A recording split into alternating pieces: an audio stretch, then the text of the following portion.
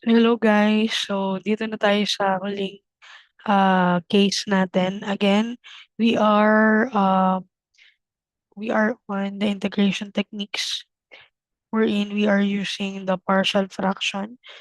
So we have already discussed regarding the first three cases.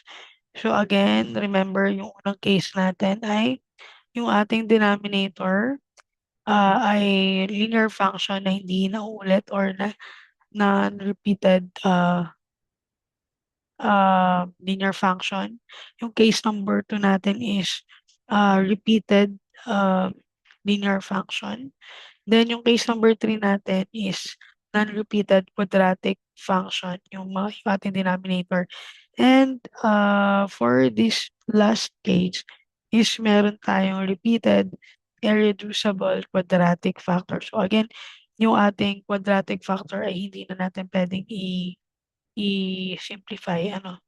So yun na talaga yung value ng ating quadratic factor. So, kunwari meron tayo dito na integration ng rational function wherein yung ating denominator contains factors of repeated quadratic factor. Ganito yung ating pattern.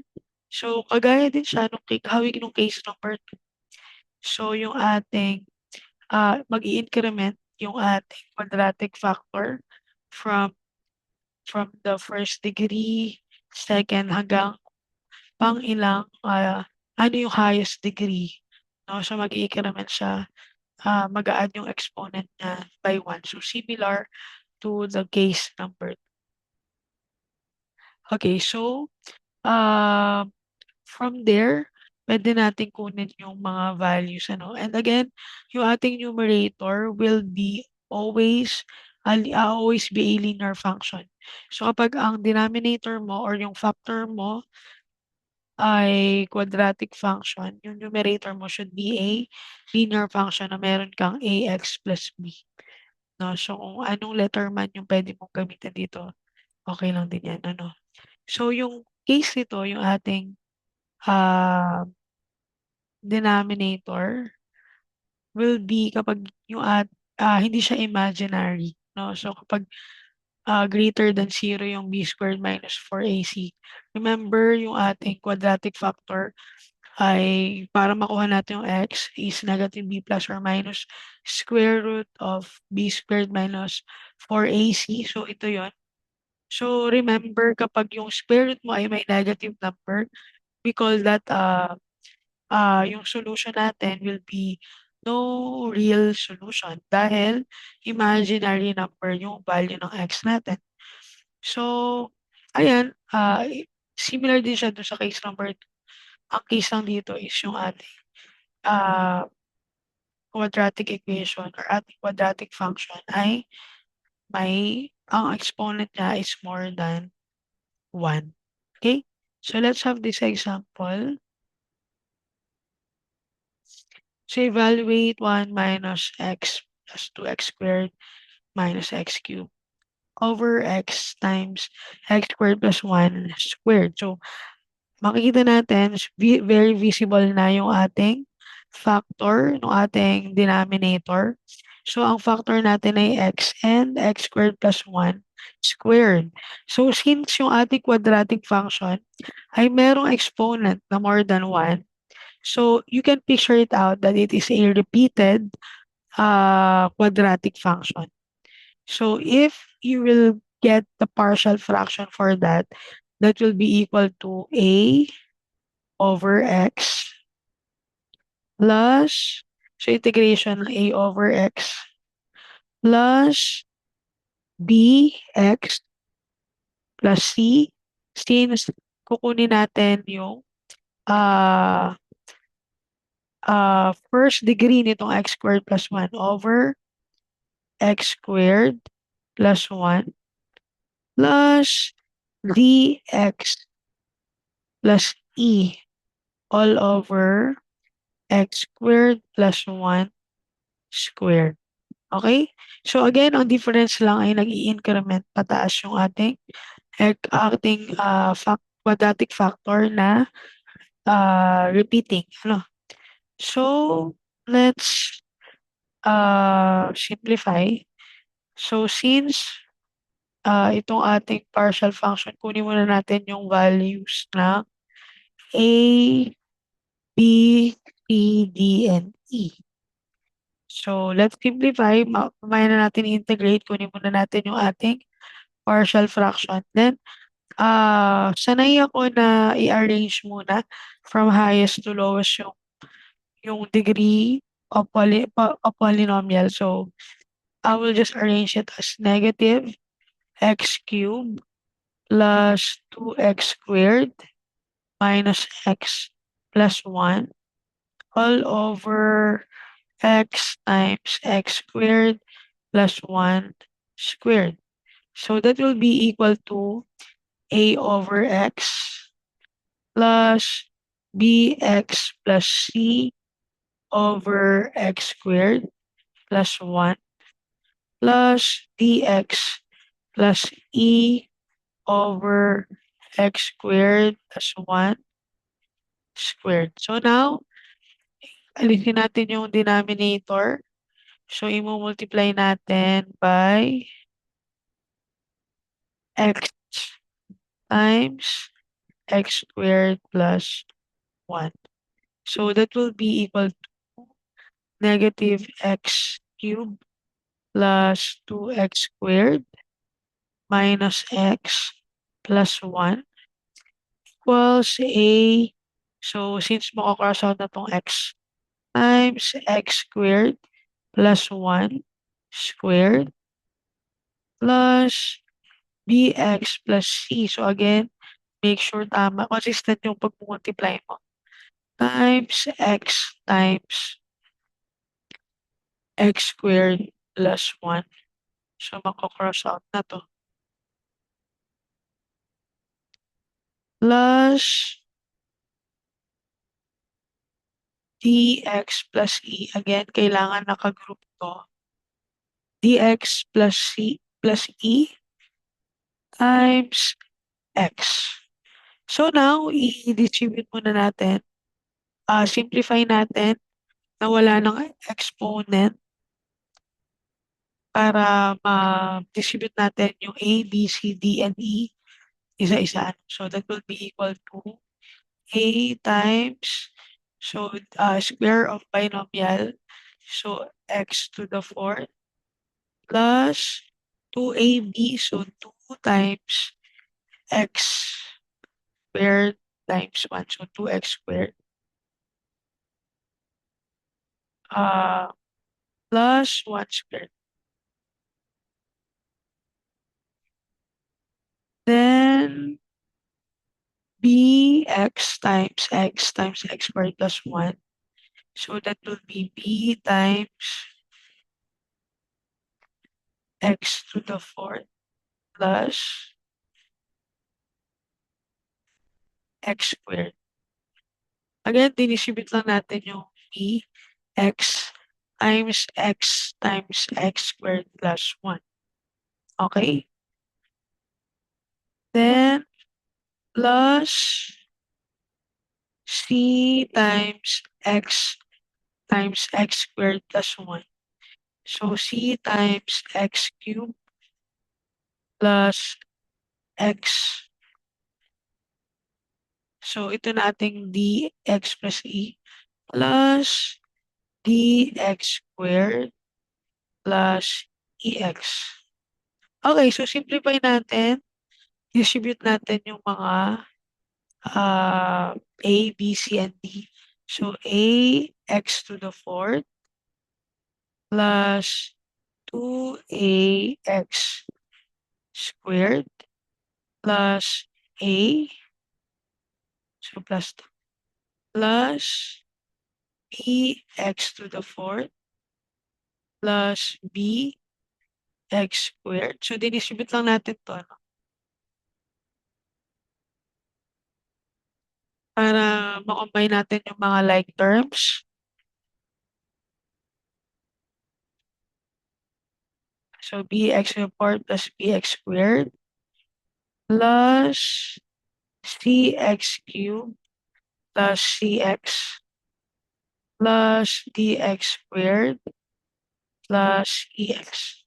So, equivalent niyan ay so since meron tayong x to the fourth dito, so i-assume natin na yung coefficient ng x to the fourth dun sa left side ay equal sa 0. So, puwede naman nating isulat din.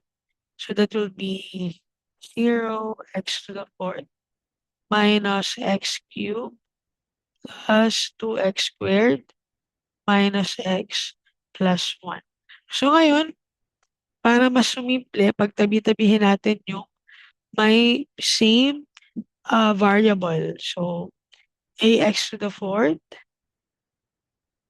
So, lahat ng may x to the fourth, so b plus bx to the fourth. So, yun lang. Then x cubed plus cx cubed. So, x squared naman. So, ito x squared. So, plus 2ax squared. So, ito yun. Plus bx squared. Ito yun. Plus dx squared. Ito yun. Then, yung may mga x na. Plus cx plus ex plus a. Okay, so now i-combine natin yung mga magkakaparehasan. So, sulat ko lang ulit 'to, 0 x to the fourth minus x cubed plus 2x squared minus x plus 1. So, combine like terms. So, lahat ng merong x to the fourth, no, i-factor out natin yung x to the fourth. So, that will be a plus b times x to the fourth. Then, plus cx cubed. So, isa lang naman yung x cubed plus itong lahat ng may x squared, no? Pag finactor out mo yung x squared, that will be 2a plus b plus d x squared plus cx. So, ito na yun. C plus ex. So, dalawa yung may x natin, di ba? C tsaka e. So, ipa-factor out natin yung x. So, c plus e x plus a. So, lahat nalagay na, no? So, that will be equal to 0 x to the fourth minus x cubed plus 2x squared minus x plus 1. So, ngayon, ah, since pareha sila ng term natin, i-equate na natin yung mga coefficient. So, at x to the fourth, so yung coefficient natin ay sa left side ay 0, sa right side ay a plus b. So, 0 equals a plus b. So, therefore, a is equal to negative b. So, same sila ng magnitude. Alam lang natin na negative nung a ay si b. Okay, so at x cube, so ang merong value natin ay itong x cube, so c lang. Then negative 1 sa left side. So therefore, using the coefficients, so negative 1 equals c. So meron na tayong value ng c. It's equal to negative 1. So now, so ito, x to the fourth yung tinignan natin na coefficient, x cubed na coefficient. So tingnan natin yung coefficient ng x squared. So sa right side, meron tayong 2a plus b plus d. And sa left side, ang coefficient natin ay 2 lang. Okay, so at x squared, so 2 equals 2a plus B plus T. So, pwede na natin 'tong i-combine since alam natin yung value ni A ay negative B. So, 2 equals 2 times negative negative B,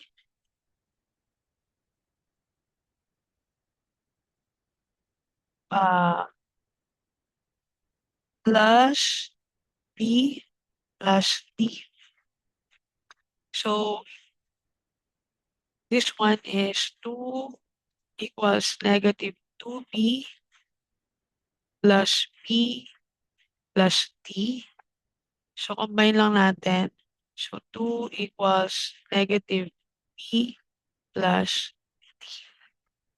So, mark muna natin 'to. Alam lang natin na negative B plus D ay equal to 2. So, at X, so sa coefficient ng X naman yung tingnan natin. So, sa right side, ang ating coefficient ay C plus E. So, C plus E. And sa left side ay coefficient ng X ay negative 1. So, alam natin yung value ng C. So, negative 1 is equal to, ang C ay negative 1 plus E. So, negative 1 plus 1, so 0.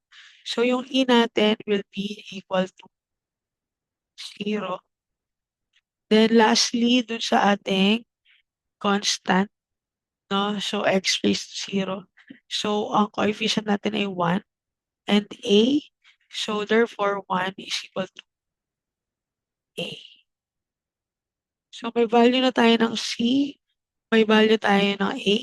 So, alam natin na yung B ay negative A. So, yung B natin ay negative 1. No, galing dun sa ating A is equal to negative B. So, ito yung B is equal to negative 1. Then, how can we get the value of D? So, gamitin lang natin tong equation na to. So, therefore, 2 is equal to negative, ang P ay negative 1 plus D. So, negative 2. So, 2 is equal to 1 plus D. So, 2 minus 1 is equal to D. So, yung D natin ay equal sa 1. So, meron na agad tayong value ng A, B, A, B, C, D, and E. Okay? So, now, pwede na nating i-integrate dahil may mga values na tayo ng A, B, C, D, and E. Okay? Okay na tayo. So, i-integrate na natin coming from our equation. No, yung equation natin dito sa taas. Yan. So, i-copy natin lang ito.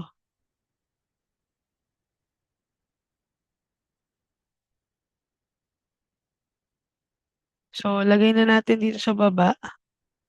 Mag-integrate na tayo ngayon.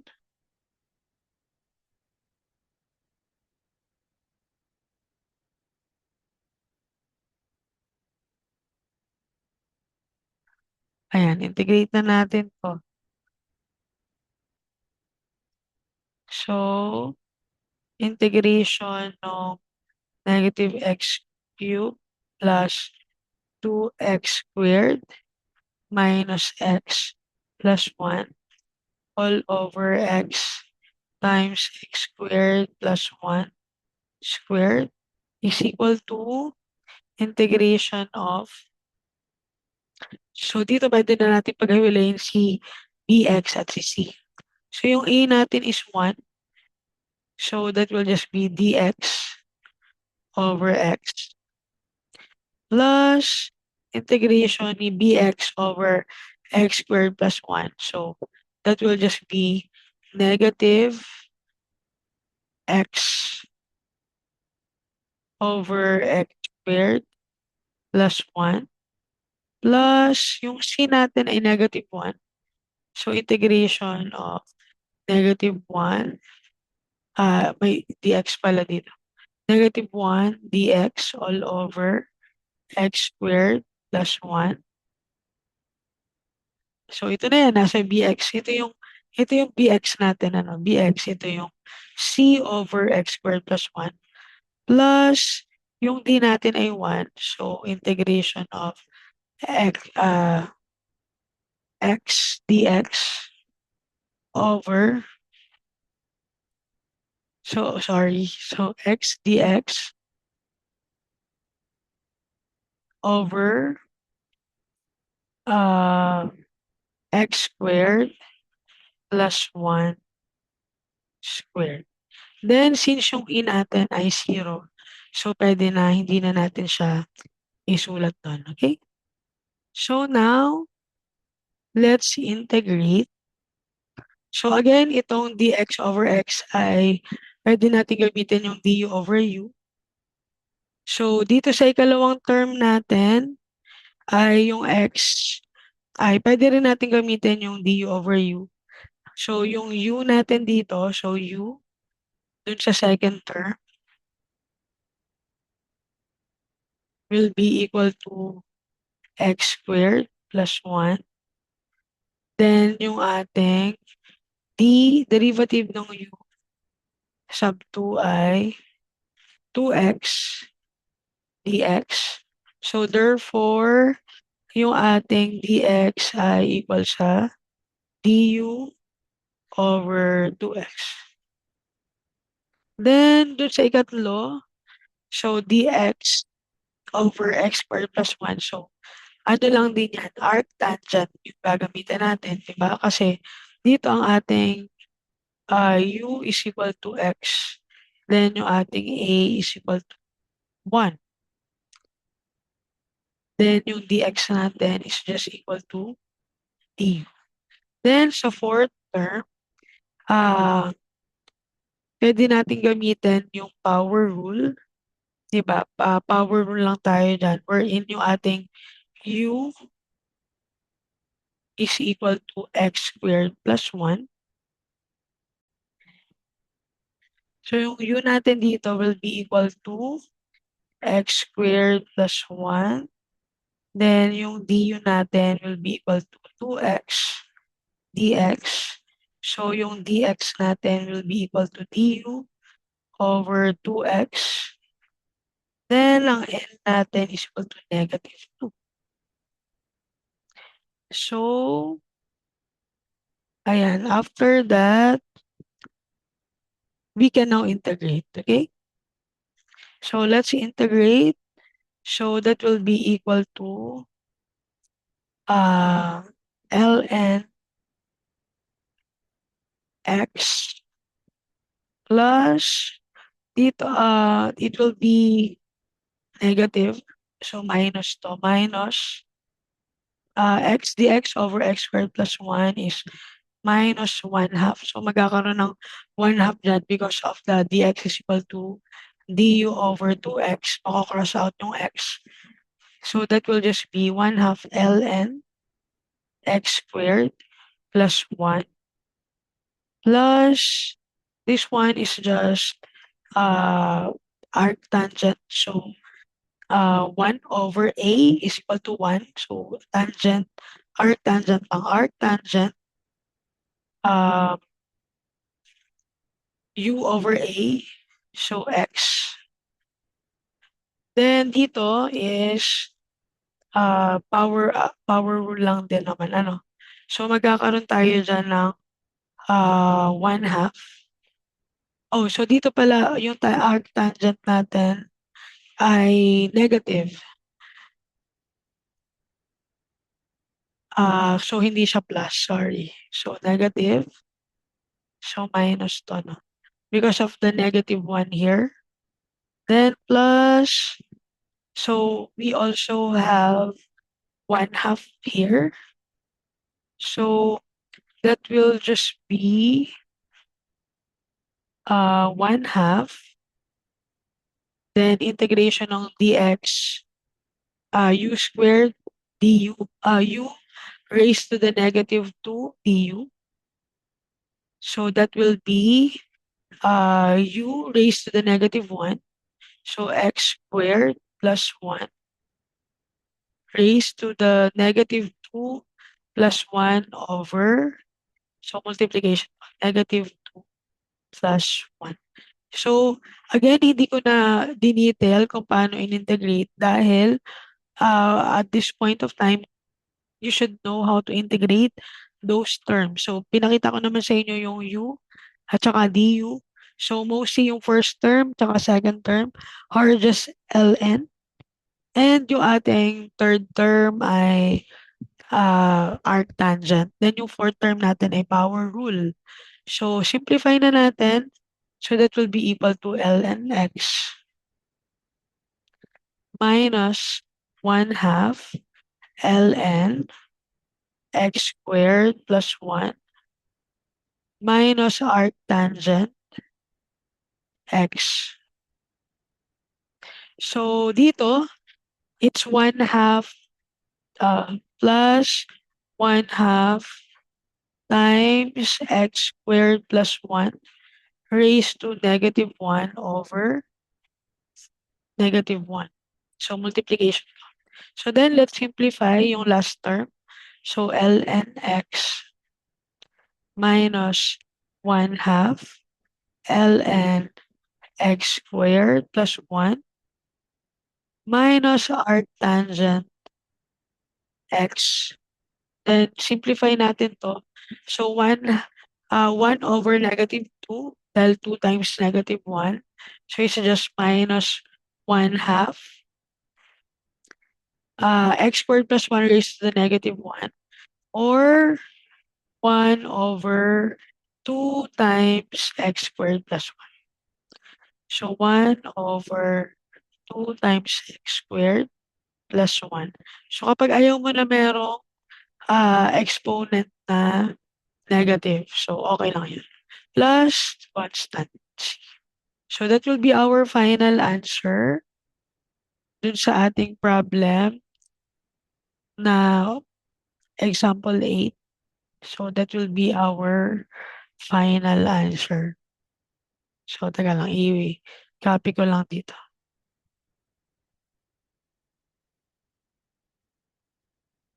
So, again, make sure na tama yung inyong addition, subtraction. So, yung mga negative natin.